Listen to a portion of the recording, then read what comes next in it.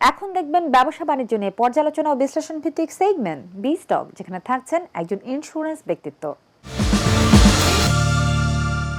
দীর্ঘদিন ধরেই non life বিমা খাতে চলছে অবৈধ কমিশনের বিনিময়ে ব্যবসা হাতিয়ে নেয়ার প্রতিযোগিতা। নানা অনিয়ম জেঁকে বসলেও অতিরিক্ত কমিশনের পাল্লায় পড়ে একেবারে খাদের কিনারে এই খাত। অধিকাংশ কোম্পানি নির্ধারিত সীমার বাইরে অতিরিক্ত হারে কমিশন দিয়ে ব্যবসা সংগ্রহ করছে, যা কিনা সম্পূর্ণ বেআইনি। সম্প্রতি আইডিআরএ থেকে এজেন্ট কমিশন বন্ধের সিদ্ধান্ত গ্রহণ করা হয়। সুপ্রিয় দর্শক, বি স্টকে আজ আমাদের সঙ্গে কথা বলবেন ইস্টার্ন ইন্স্যুরেন্স কোম্পানি পিএলসি এর সিইও জনাব হাসান তারেক। স্যার, স্বাগত আপনাকে আমাদের আয়োজনে। শুরুতেই আপনার কাছে আমার প্রশ্ন, আইডিআরএ থেকে এজেন্ট কমিশন বন্ধের সিদ্ধান্তকে আপনি কিভাবে দেখছেন? এই সিদ্ধান্ত নন লাইফ বিমা খাতের জন্য কতটা সময় উপযোগী? আইডিআরএ থেকে যে নন লাইফ বিমা কোম্পানির বিমা সেক্টরে যে এজেন্ট বন্ধ করে দেওয়া স্থগিত করে দেওয়া হয়েছে, এটাকে আমরা খুব আন্তরিক স্বাগত জানাই। কারণ আমাদের এখন নন লাইফ বিমাতে আসলে এজেন্টের কোনো প্রয়োজন ছিল না কখনোই। এটা হচ্ছে বিমা আইনে একটা উপধারা এটা দেওয়া ছিল যে এজেন্ট সিস্টেম করে দেওয়ার জন্য। এজেন্ট সিস্টেম কিন্তু লাইফ ইন্স্যুরেন্সে প্রযোজ্য, নন লাইফে কিন্তু এজেন্ট সিস্টেমের কোনো দরকার ছিল না। তো অতএব আমরাই কিন্তু আবেদন করেছি বিমা উন্নয়ন ও নিয়ন্ত্রণ কর্তৃপক্ষকে যে নন লাইফে আমাদের এজেন্ট সিস্টেমটা আপাতত স্থগিত রাখার জন্য, বিকজ আমাদের এখানে এজেন্টের কোনো অতটা ভূমিকা নাই। কারণ আমাদের এখানে মার্কেটিং অফিসার যারা কাজ করে, মার্কেটিং যারা ফিল্ডে কাজ করে, ওনারাই এখান থেকে ব্যবসা সংগ্রহ করে। এজেন্ট আমরা কিছু সাময়িক নিয়োগ দিয়েছিলাম সময়ের কারণে, সময়োপযোগিতার বা কোনো এই ধরনের কোনো আপনার কোনো ছিল না, অপশন ছিল না আমাদের এজেন্ট না রাখার। সেই কারণে আমরা এজেন্ট নিয়োগ দিতে বাধ্য হয়েছিলাম। কিন্তু এখন আসলে এজেন্ট আমাদের দরকার নাই দেখে আমরা বিমা উন্নয়ন নিয়ন্ত্রণ কর্তৃপক্ষ যেহেতু এটা বাদ দিয়েছেন, এটাকে আমরা স্বাগত জানাচ্ছি এবং এটা সময়োপযোগী বলে আমি মনে করি। দীর্ঘদিন ধরে কাজ করা এজেন্টদের ভবিষ্যৎ কি হবে এবং এজেন্টদের ধরে রাখতে কোম্পানি কি অন্য কোনো প্রণোদনা বা সুবিধা দেওয়ার কথা ভাবছে কি না? এজেন্টদের দক্ষতা উন্নয়নে কি নতুন প্রশিক্ষণ বা কাঠামো আনা হবে?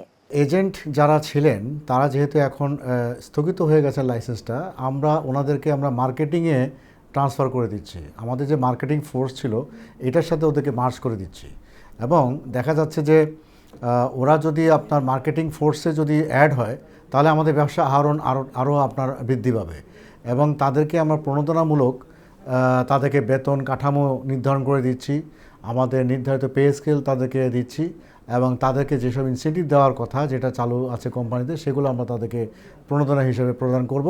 ব্যবসার সংগ্রহের ক্ষেত্রে বিজনেস যদি তারা ভালো আহরণ করতে পারেন এবং দেখা যাচ্ছে যে তাদের টার্গেট ফুলফিল করতে পারেন, তাহলে আমাদের তো ইনসেন্টিভ দিতে এবং তাদের বেতন পে স্কেল উচ্চ একটা বেতন পে স্কেল দিতে আমাদের কোনো সমস্যা হওয়ার কথা না। বাংলাদেশের নন লাইফ ইন্স্যুরেন্স খাতকে আপনি কিভাবে মূল্যায়ন করছেন?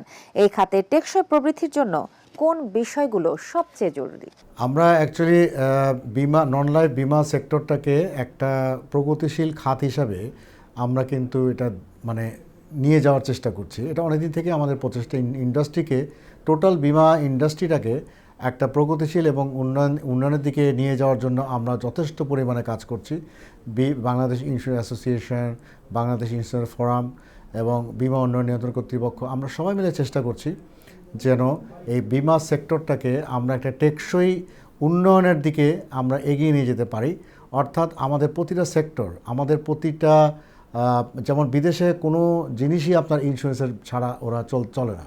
তা আমরাও চাচ্ছি বাংলাদেশকে এমন একটা ইন্স্যুরেন্সের পরিকল্পের আওতায় নিয়ে আসতে, যাতে প্রতিটা প্রোডাক্ট, প্রতিটা মানুষের চাহিদা দৈনন্দিন যা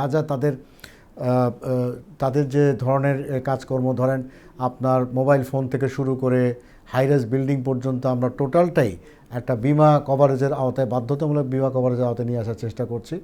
এবং আমি মনে করি যে অদূর ভবিষ্যতে বাংলাদেশে যদি সরকার যদি একটা সুন্দর একটা পলিসি যদি করে, ব্যবসা বান্ধব পরিবেশ সৃষ্টি করতে পারে, তাহলে কিন্তু আমার মনে হয় ইন্স্যুরেন্স ইন্ডাস্ট্রিটা বাংলাদেশে অনেক ডেভেলপ করবে এবং একটা ব্যাপক আওতা যদি নিয়ে কাজ করতে পারি আমরা, তাহলে জিডিপিতে আমাদের একটা বিশাল অবদান হতে পারে। এটা আমার বিশ্বাস। এই নতুন বাস্তবতায় কোম্পানির ব্যবসায়িক কৌশলে কি ধরনের পরিবর্তন আনা হচ্ছে? এর ফলে ডিজিটাল বিমা ও ডাইরেক্ট সেলস মডেলের দিকে কি কোম্পানি আরো বেশি ঝুঁকবে? দীর্ঘমেয়াদে নন লাইফ বিমা খাতকে শক্তিশালী করতে এই সিদ্ধান্ত কতটা সহায়ক হবে বলে মনে করছেন? অ্যাকচুয়ালি আমরা কিন্তু ইস্টার্ন ইন্স্যুরেন্স পিএলসি প্রথম থেকেই আমরা গত 2 বছর যাবত আমরা কিন্তু ডিজিটালাইজেশনের জন্য আমরা কাজ করছি এবং আপনারা শুনে খুশি হবেন যে আমরা কিন্তু ডিজিটালাইজেশনটা এমন একদম চূড়ান্ত পর্যায়ে নিয়ে এসেছি এবং আমাদের এখন কিছু প্রোডাক্ট অলরেডি আমরা ডিজিটাল পদ্ধতিতে মানে সেল করছি এবং অনলাইনে আমরা যেসব সেল করছি যেমন আমাদের নতুন কিছু প্রোডাক্ট সামনে আসছে, যেমন হজ ওমরা insurance policy, critical illness policy, health insurance policy, এগুলো কিন্তু আমরা অনলাইনের মাধ্যমে ডিজিটাল মার্কেটিংয়ের মাধ্যমে কিন্তু আমরা সেল করার জন্য কাজ করছি এবং অলরেডি এটা চূড়ান্ত পর্যায়ে আছে। এবং বর্তমানে আমরা কিন্তু আমাদের ক্লেম ডিপার্টমেন্ট, আন্ডাররাইটিং ডিপার্টমেন্ট এবং অন্যান্য ডিপার্টমেন্টকে আমরা একটা ইন্টিগ্রেটেড সফটওয়্যারের মাধ্যমে একীভূত করেছি। অর্থাৎ যেখানে একটা আন্ডাররাইট হচ্ছে, একটা পলিসি যখন আন্ডাররাইট হয়, এটার পর থেকে অ্যাকাউন্টস, ডিপোজিট, ডিসবার্সমেন্ট এবং ক্লেম সেটেলমেন্ট পর্যন্ত আমরা টোটালটাই একটা ডিজিটাল প্ল্যাটফর্মে করে ফেলেছি, অনলাইন প্ল্যাটফর্ম, যেটা হচ্ছে আমাদের একটা সফটওয়্যার। এটাকে বলা ইন্টিগ্রেটেড যেটা সফটওয়্যার করেছি আমরা, এটার মাধ্যমে কিন্তু এই জিনিসগুলো এখন বর্তমানে আমাদের ইস্টার্ন ইন্স্যুরেন্সে চালু আছে। অতএব আমরা কিন্তু ডিজিটাল মার্কেটিং এবং আমরা ইনোভেশন, প্রোডাক্ট ডেভেলপমেন্ট, এগুলো নিয়ে কিন্তু ইস্টার্ন ইন্স্যুরেন্স গত 2 বছর যাবৎ কাজ করে আসছে এবং আমার মনে হয় যে আমরা এই বছর 26 সালে আমরা ডিজিটাল মার্কেটিংটাকে আরও চূড়ান্ত পর্যায়ে ইস্টার্ন ইন্স্যুরেন্সকে জনগণের দোরগোড়ায় পৌঁছে নিয়ে যেতে পারবো। অসংখ্য ধন্যবাদ আপনাকে শত ব্যস্ততার মাঝেও আমাদেরকে সময় দেওয়ার জন্য। আর এই ছিল আজকের আয়োজন। এতক্ষণ দেখছিলেন EXIM bank business point, powered by Pubali bank PLC. সাথে ছিলাম আমি তাসনুভা মোহনা। সুপ্রিয় দর্শক, সামনের সপ্তাহে নতুন নতুন ব্যবসায়িক খবরাখবর নিয়ে আবারও দেখা হবে আপনাদের সঙ্গে এটিএন বাংলায় ঠিক একই সময়। ভালো থাকুন, সুস্থ থাকুন, আল্লাহ হাফেজ।